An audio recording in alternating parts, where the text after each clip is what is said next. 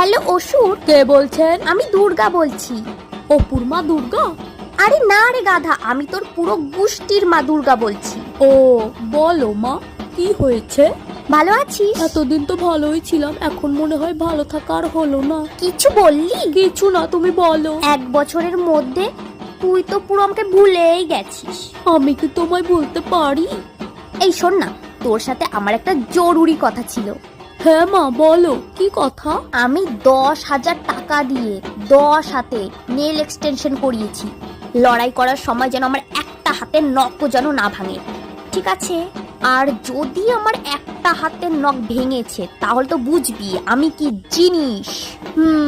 আর শোন না, আমরা যেখানে লড়াই করব ওই জায়গাটা না একটু ভালো করে পরিষ্কার করিয়ে রাখবি তো দলবল দিয়ে।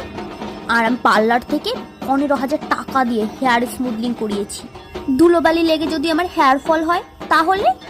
আগের বছর আমার 50 পাতা শ্যাম্পু লেগেছিল মাথায়, তাও চুলগুলো কেমন উস্কো খুস্কো হয়েছিল।